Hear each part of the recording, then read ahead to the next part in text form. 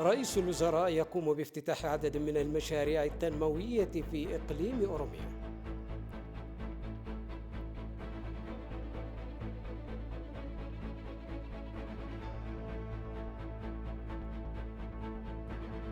المتحدث الرسمي باسم الخارجية يؤكد التزام إثيوبيا بالملء الثاني وعقد المفاوضات برعاية الاتحاد الإفريقي.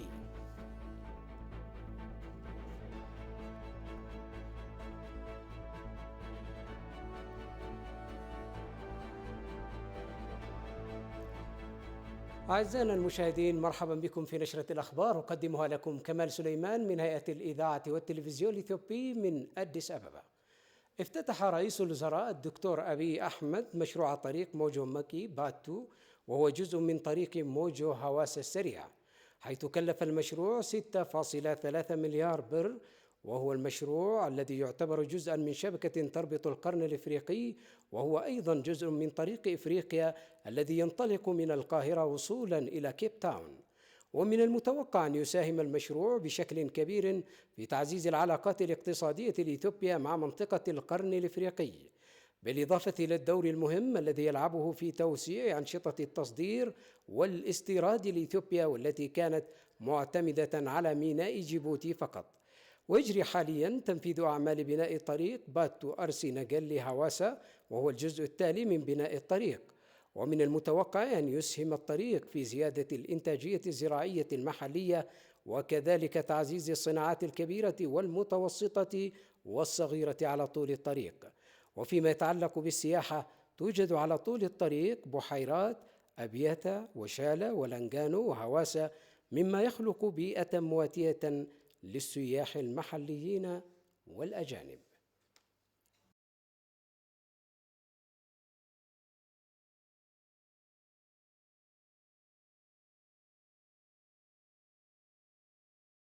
قام رئيس الوزراء الدكتور أبي أحمد بافتتاح مجمع بلبل المتكامل للصناعات الزراعية بحضور عدد كبير من المسؤولين الفيدراليين. وصرح رئيس الوزراء بأن الجهود الجارية لتطوير المجال الزراعي في إثيوبيا يتم تعزيزها بشكل أكبر من خلال تطوير الصناعات الزراعية. وأشار رئيس الوزراء إلى أن مجمع الصناعات الزراعية سيكون له أهمية حاسمة في تحسين أوضاع المزارعين في المنطقة من خلال الروابط مع الأسواق وضمان توفير المنتجات المحلية للمستهلكين. من جانبه قال وزير التجارة والصناعة ملاك اللبن إن المجمع الصناعي سيساعد المزارعين على طرح منتجاتهم في السوق بسهولة. وأضاف بأن قرب المجمع من معبر موجو البري والعاصمة أديس أبابا يجعله فرصة مناسبة لتوفير دخل جيد لمزارعي المنطقة. ومن المتوقع أن يخلق المجمع الصناعي المزيد من فرص العمل للمواطنين.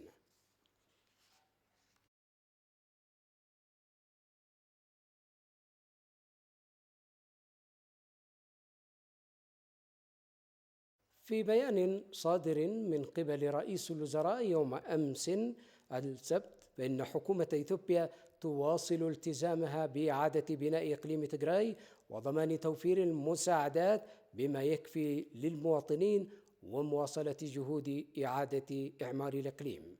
وبحسب البيان فقد تم تسليم مواد غذائية وغير غذائية ل 2.7 مليون مستفيد في الجولة الثانية من المساعدات الإنسانية.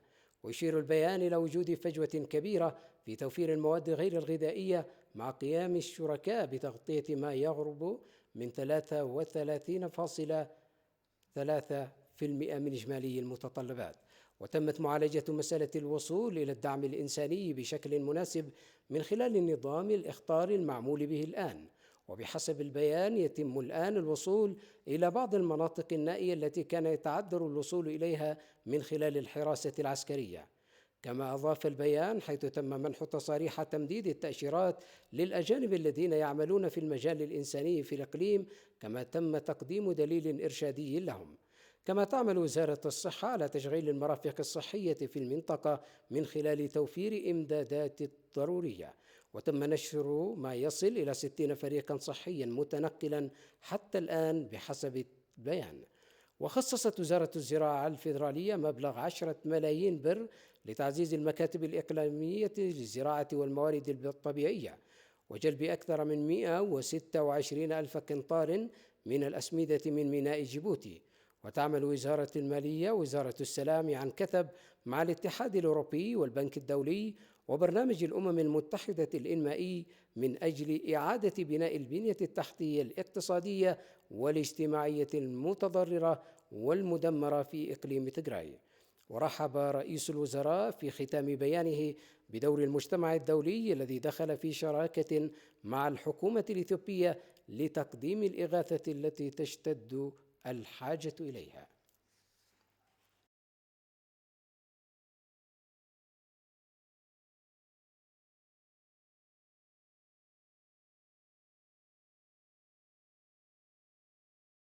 في مؤتمر صحفي قدمه للإعلام الدولي، أكد المتحدث الرسمي باسم الخارجية الإثيوبية سفير دينا مفتي بأن مصر والسودان يسعيان لتدويل قضية سد النهضة، بينما نحن متمسكون برعاية الاتحاد الإفريقي للمفاوضات.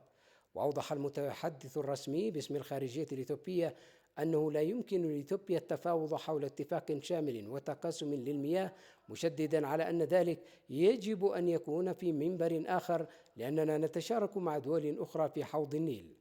وجددت إثيوبيا رفضها وتمسكها برعاية إفريقية للمفاوضات التي توقفت بعد جولة كينشاسا أوائل أبريل الماضي.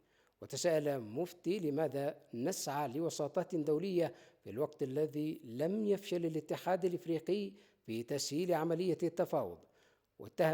واتهم مفتي القاهرة بالتناقض قائلا إن مصر تتحدث طيلة مراحل التفاوض عن زيادة إطلاق المياه لمواجهة أي جفاف قد يحدث، بينما نحن نقول ملء سد النهضة الذي سيخلق بحيرة وخزان مياه يمكن أن نزيد منه إطلاق المياه لمواجهة الجفاف في دولتي المصب.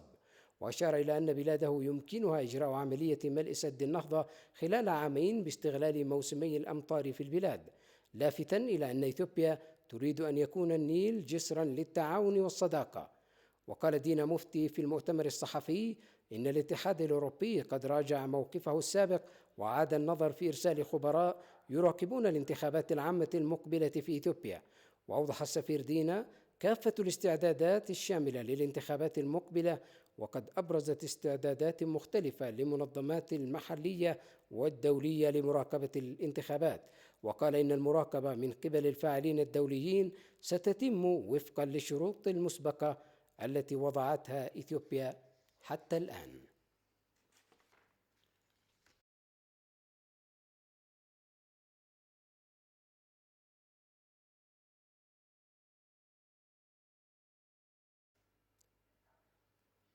كشف المجلس المشترك للأحزاب السياسية الإثيوبية رفضه لوجود مراقبين أجانب للانتخابات لديهم الرغبة في التدخل في الشؤون الداخلية لسيادة إثيوبيا. ونوه المجلس المشترك على أنه يتعين على المراقبين المحليين والدوليين احترام دستور إثيوبيا وسيادتها.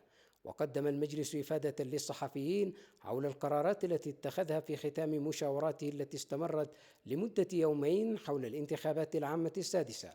وذكر المجلس أنه يريد من الاتحاد الأوروبي مراقبة مرحلة ما قبل الانتخابات والانتخابات وبعدها وتقديم شهاداتهم بشأن ذلك، ويجب السماح لهم بمراقبة الانتخابات مع وضع الاعتبار احترام دستور وسيادة البلاد. وشدد منسق شؤون الأحزاب والتدريب بالمجلس المشترك الأمر يراد أن المجلس لن يقبل تدخل الاتحاد في الشؤون الداخلية وسيادة البلاد. وأضاف أنه حتى لو كان لدى جميع الأحزاب السياسية اختلافات في وجهات النظر فإنها ملتزمة باحترام سيادة البلاد.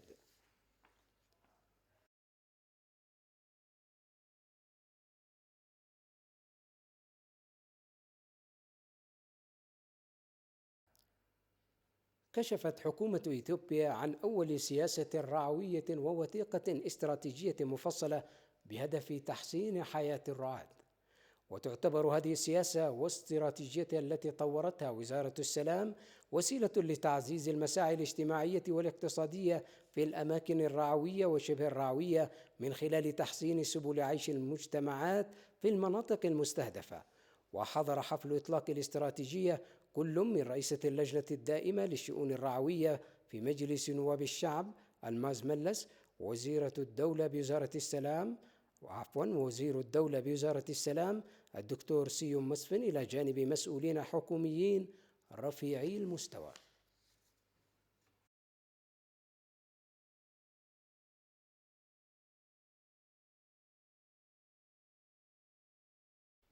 تتزامن إقامة المعارض مع قدوم الأعياد في إثيوبيا، ومن ضمنها عيد الفطر المبارك، حيث يلتف العديد من رواد المعارض لشراء مستلزمات العيد وغيرها من المتطلبات الأساسية للأسر الإثيوبية. المزيد في تفاصيل تقرير الزميلة رحمة محمد.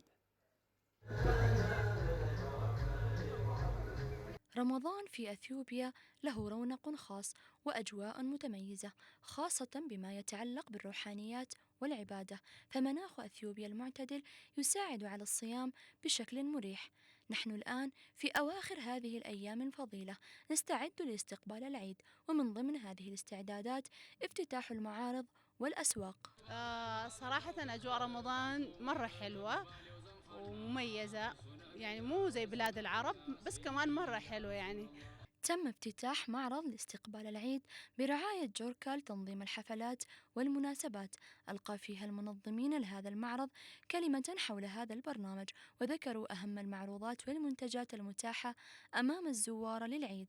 جايبين الحاجات للعيد والهدايا يا ملابس والملاية، في حاجات كتير جايبينه، والحمد لله يعني في حركة كويس في الشغل، في ناس قاعد يجوا علينا كتير ونشتغل كويس يعني.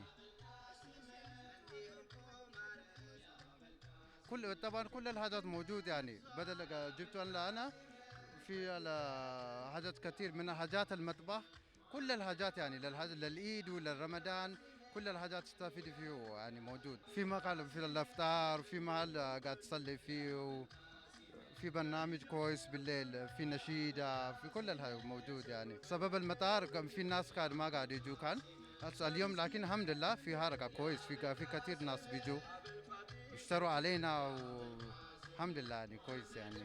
تعتبر المعارض بوابة مفتوحة أمام الزوار، خاصة في المناسبات الخاصة كالأعياد، وهنا نجد أن الناس من جميع أطيافها تتجه إلى تلك الأسواق لتجد جل ما تحتاجه، فيتواجد فيها كل من الملابس والإكسسوارات وغيرها في مكان واحد.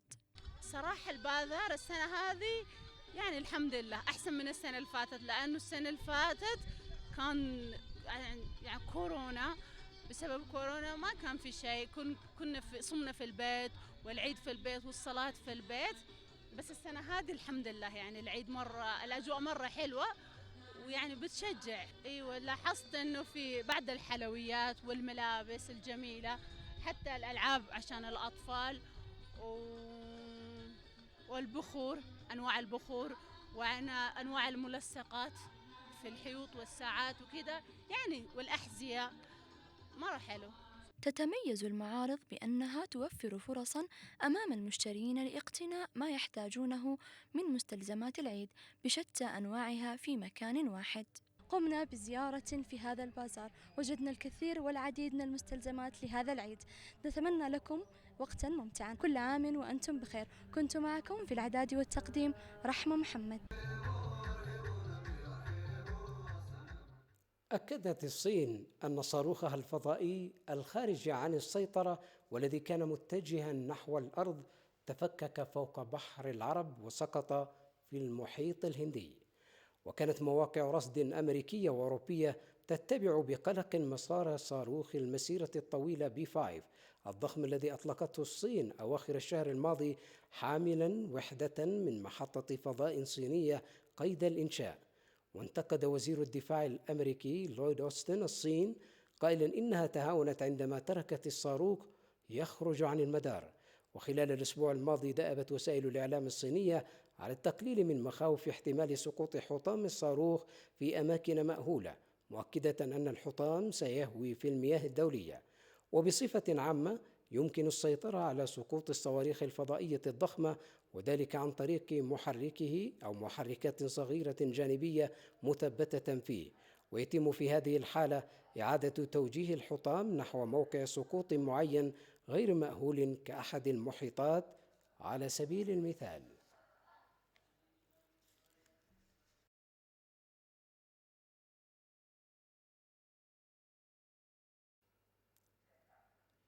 إليكم تذكيرا لأبرز العناوين. رئيس الوزراء يقوم بافتتاح عدد من المشاريع التنموية في إقليم أوروميا.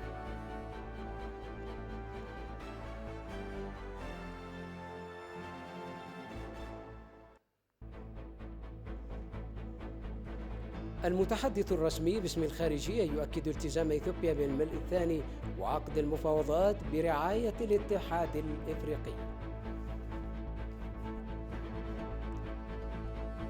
أعزائنا المشاهدين، بهذا تنتهي نشرتنا لهذا المساء. السلام عليكم.